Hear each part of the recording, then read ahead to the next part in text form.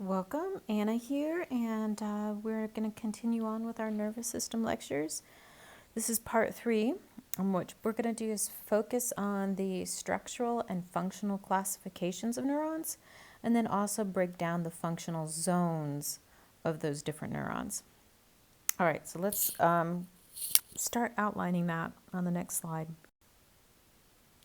All right, so what I want to do first is talk about how you can structure your neurons, okay? So how you can classify your neurons. So we've got structural classes, okay? And these structural classes are based on the number of processes that the neuron has. And by process, I mean dendrites and axons. Okay, so the first grouping are the multipolar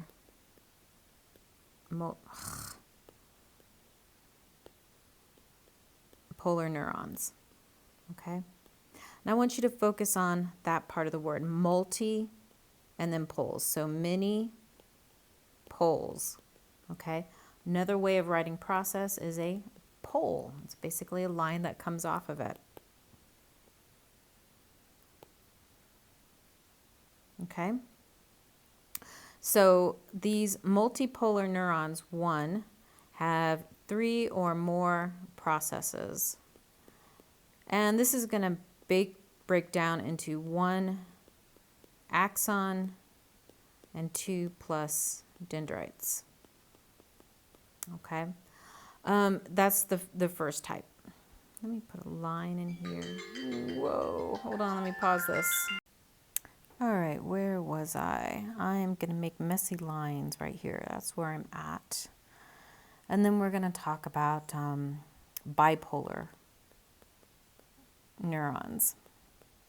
Okay, look at the name, bi. That means 2. So that means for these, you will have an axon and a dendrite.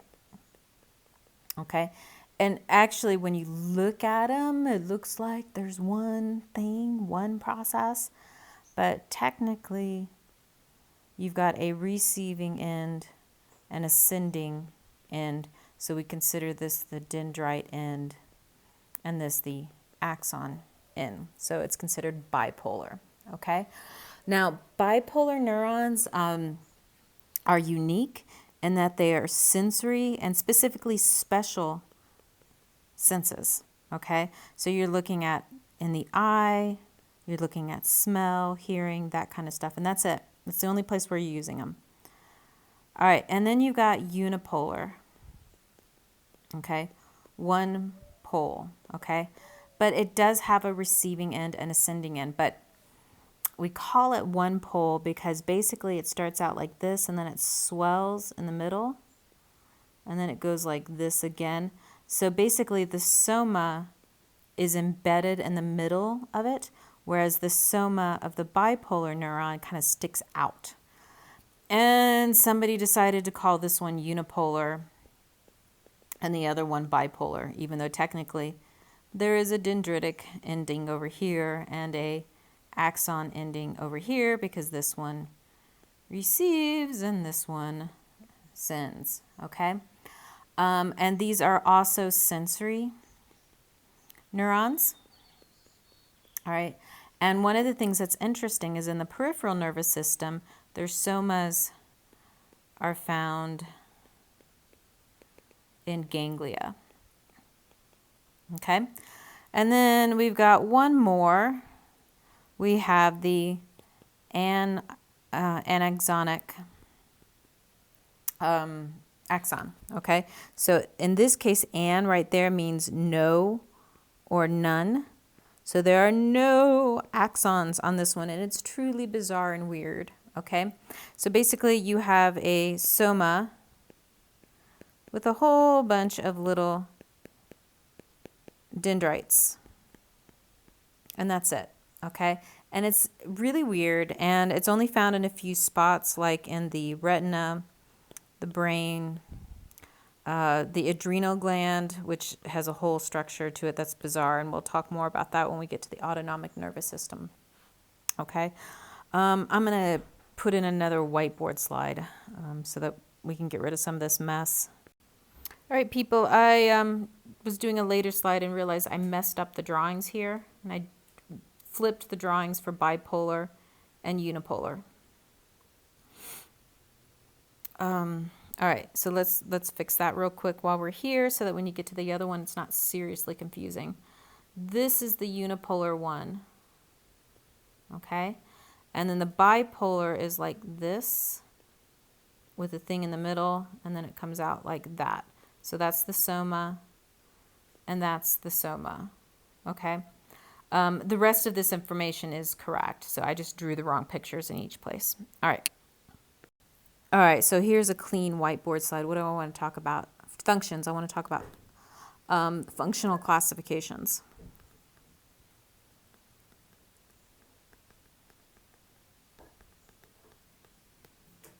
Okay. All right, functional classifications. All right.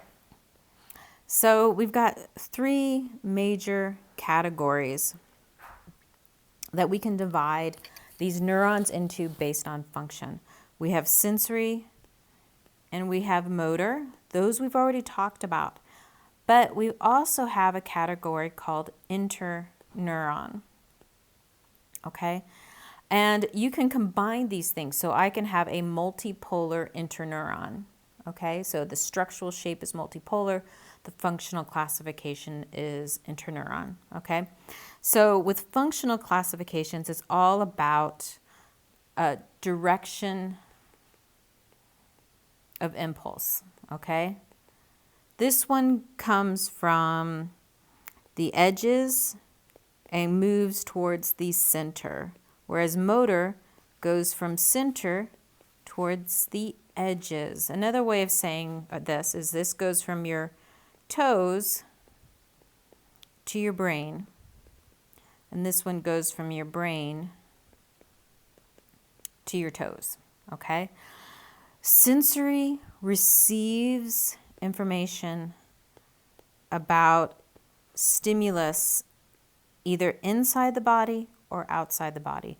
Motor sends commands from the central nervous system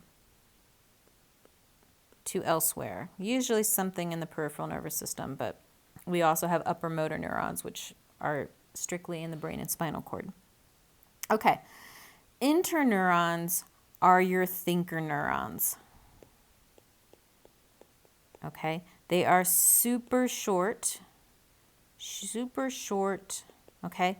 Both sensory and motor, they can be short, but usually they have really long axons connecting up areas, okay?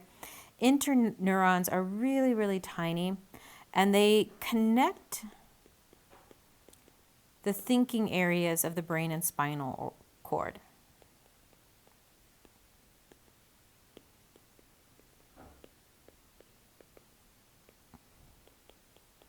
This is where you are going to process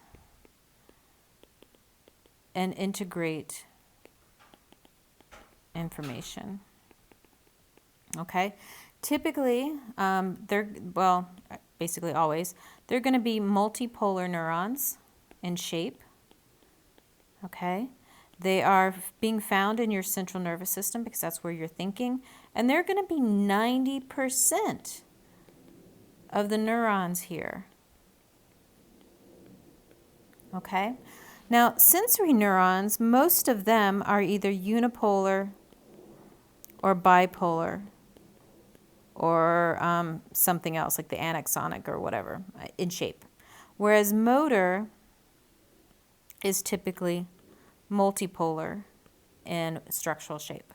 Okay? All right, I'm going to pause this slide. We're going to go on to the next slide and start looking at pictures now. All right, so here's some nice little pictures of your classic multipolar, of your functional classes of neurons. Okay, so what they've done first is they're showing you the central nervous system and in green is the peripheral nervous system.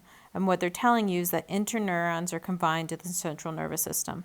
That is a neuron. Why do these numbers do this when they come over? They all turn into number ones for some reason.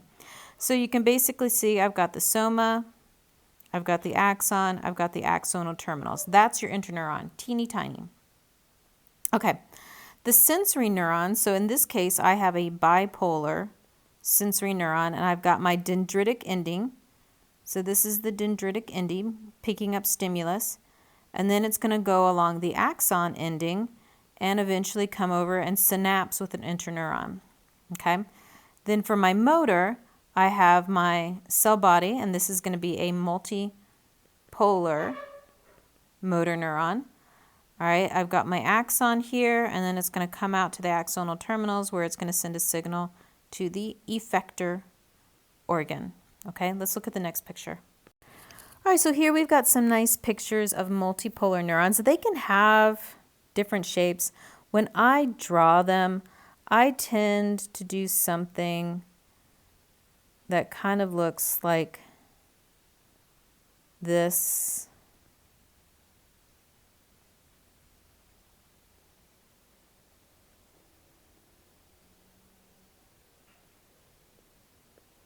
Where this is the axon, these are the dendrites, and this is the soma, okay?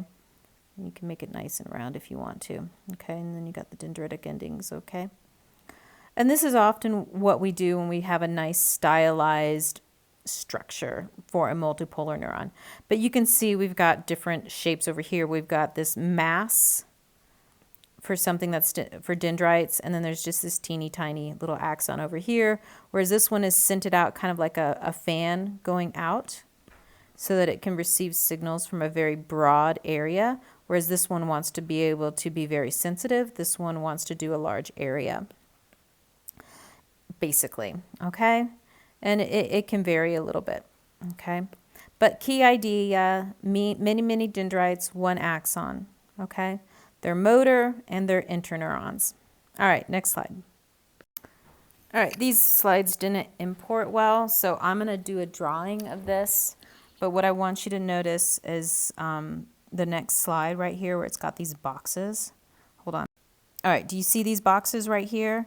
I've got receptive region, I've got conductive region, trigger region, and the secretory region, okay? I'm going to draw a picture now that goes basically with these boxes, okay? Let me do that. Let me insert a whiteboard and we'll draw a picture. All right, let's look at these zones of function, okay? So I'm going to do right here a multipolar neuron. And I'm actually going to do this so that, actually I'm going to do this. This will be fun. We're going to do something like this so that you can see the axon. And then we got the axonal terminals, okay? And we're going to change here. So this is my soma. These are my dendrites. This is going to be an axon. These are the axonal terminals. Okay. Now, in terms of zones, this is the receiving end. Okay. So this is the sensory end. Okay. You receive information here. Now, there's a special little area right here called the axon hillock. All right. And this is where I have voltage gates that can trigger action potentials. And we'll get to that in a little bit and it'll make more sense, okay? So this area right here is the trigger zone, okay? Hold on just a second. All right, sorry about that. I kept forgetting what vocabulary I was supposed to be using, okay? So let's make sure we've got this labeled the way that other things should be. So this is the receptive zone. This is the trigger zone, as I've said. Now the conducting zone is going to be right here. All right, that conducts the action potential from the trigger down to, this area right here. And this area is going to be the secretory zone, where you are going to secrete neurotransmitters that will then communicate with the next structure. Okay? All right, so that's the basic structure of the zones of function. All right, let's move on to the next slide. All right, so just kind of, I'm going to throw in this photograph, microphotograph here. And the reason I'm throwing it in here is because we're now talking about our multipolar neurons. And so you can see here the cell body or soma of the multipolar neuron. And then I have multiple processes coming out. And it's very difficult to say which one is an axon and which one is a dendrite. So you just call them processes when you've got a picture like this. And then you can also see the blue dots, which are the glial cells, probably mostly astrocytes in this case. And then all the rest of this is the interstitial fluid surrounding this area. Okay. A lot of the times when we're looking at slides in the lab, we're going to be looking at slides where you can see these nice multipolar neurons. There are a few places where you can see satellite cells, but this is primarily what we're looking at. All right, next slide. All right, so let's look in a little bit more at the unipolar neuron. So one process, basically an axon, but it does, and this is confusing because it does have a dendritic end, which is receptive. So this is the receptive zone. But then basically all of this can be considered axon. Okay. Oh gosh, and in the previous picture, I'm going to have to go back and record that. I think I said something wrong. I think I was drawing the wrong picture for bipolar and unipolar. It's so annoying. So here you can see that the unipolar has this lollipop stick that goes out, and that is the soma or cell body of the neuron. Okay. Now in a ganglion, what you will see is right here, where's the soma. Okay. And then here is the beginning of this part of the stick, okay? Then surrounding it, and this is fun, I have satellite cells, okay? So these are the satellite cells surrounding it, okay? All right, next slide. All right, so you see this picture that I stole from a book, and it's kind of ugly like the other one, but at least it doesn't have the yellow boxes over top of it.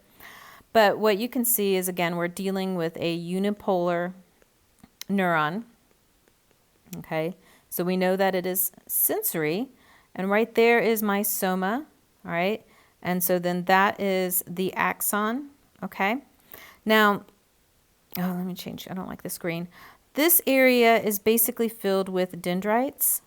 So this is the receptive region. Now I will have a zone right here with voltage gates where I can trigger an action potential, okay? So then the action potential is conducted along the axon. So this is the conductive region. Then at the end down here, I have the axonal terminals, which can secrete the neurotransmitters. So this is the secretory region. All right, next slide. All right, let's look at our crazy bipolar neurons. So bipolar, two processes. Now this one is only found in the special senses, so just like for vision, for smell, okay? What you notice is you've got this thing here, and then the soma gets squished into the middle, okay? Same thing here, so there it is, there's my soma, and then it goes back out. So on this end right here, that is my dendritic end, and then this is the axonal end. Okay, next slide. The way the functional zones work is exactly the same. Now, the one thing that's different about the bipolar is that this dendritic end, and then this is like a modified dendrite, and then the soma, all of this is receptive. So it makes this area very easy to stimulate from the sides. Okay, then right here, I'm going to have an area with a bunch of voltage gates. That is my trigger region. Here I am conducting the action potential. So that is my conductive zone. And then the neurotransmitters are secreted here. So this is my secretory zone. All right, next slide. All right, these crazy anaxonic, notice the X, I think I misspelled it on a previous slide. Anaxonic, so no axons, okay? I basically have a lovely soma here, and then everything is a dendrite, and it basically will receive information. And we're only going to find this in a couple of different areas, and those are the three major examples, okay? That was it for the slides for this part of the nervous system video lectures. So I'm going to go ahead and stop the recording, and you can move on to part 4 if you like.